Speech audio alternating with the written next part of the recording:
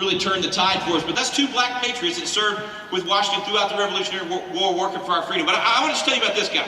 This is my favorite patriot of the Revolutionary War. He's kind of the James Bond of the Revolutionary War. I don't know if you do much reading spy novels and that sort of thing. Man, this guy's incredible. His name's James Armistead. And he and Lafayette, Marquis de Lafayette, cooked up this plan. First of all, we were losing battle after battle after battle. I mean, America was in dire straits. It looked like the whole thing was going to be lost very quickly.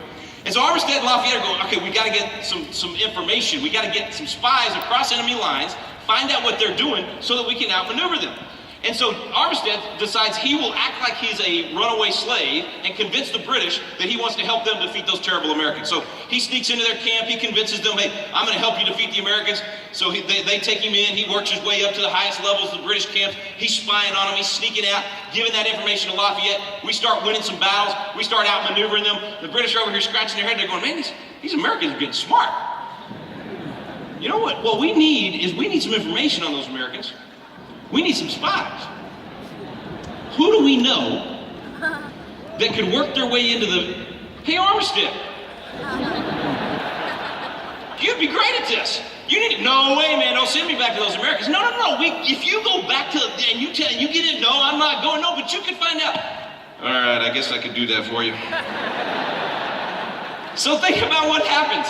He's now a double agent, right? Because the British think he's going to spy for them. Well, he's got free passage. He doesn't have to sneak out anymore. He takes off with the information. He goes to the Americans, gives them everything they need. They start setting up all kinds of plans. What does he take back to the British? A disinformation campaign. That man sets up Yorktown, ends the war months earlier than it would have ended. We don't even hear about these guys anymore. He was a great hero of the Revolutionary War.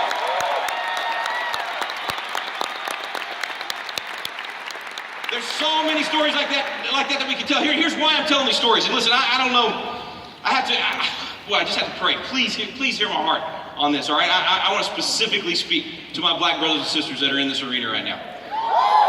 Listen, you have ownership in the American dream. Do not buy the lie that people are telling you this isn't your dream as well. Don't dare miss out on the benefits of the formula that these guys paid for. I beg you to take the attitude and the mindset of Martin Luther King Jr. I did a television program called Chasing American Legends, and I went with Alveda King, and we went to the church where he grew up. We went to Birmingham Civil Rights Museum. I actually stood there at the jail cell where he wrote the letter from the Birmingham jail, probably the greatest work of political literature written in American history. If you haven't read it, everybody in this room, I don't care if you're red, white, yellow, black, or brown, you need to go read MLK's letter from the Birmingham jail. But here's what I learned about the man. Number one, he was a pastor. People don't talk about that, but it's the Reverend Martin Luther King Jr. Number two, when you marched with MLK, you had to sign a piece of paper that said, I will think like Christ, I will love like Christ, I will not have any hate in my heart, and there will be no violence.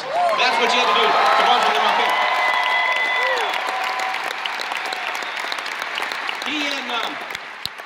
He and the Reverend Shuttlesworth there in Birmingham, just incredible stories. But here's what really struck me. So here we are, we're standing in the church where he grew up, and his niece, Alveda King, is telling us all these stories. She's telling us about when their home was bombed. Her dad was actually A.D. King. He and MLK were both pastors. They were known as, I love this, the Sons of Thunder. That's my goal, is by the end of my life that people will call me a son of thunder. But they were known as the Sons of Thunder. Hey, maybe Sika and I could, no.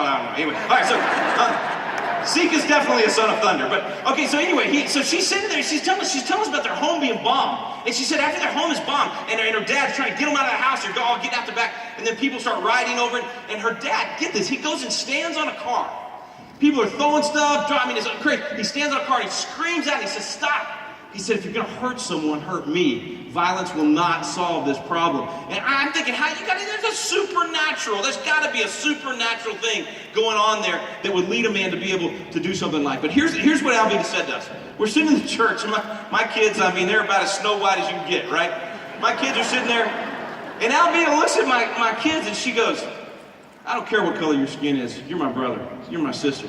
She said, you are not a different race from me.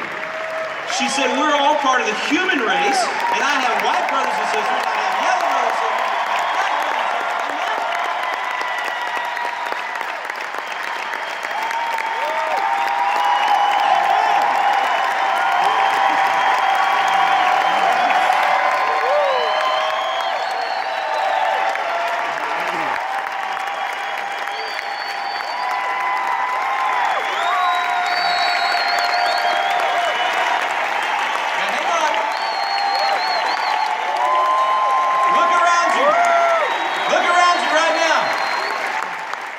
Hey, look at the people seated around you right now. Look around this arena. Red, white, yellow, black, and brown, every color you can imagine. Friends, Martin Luther King Jr. said it best. And that's what people do in this business. We don't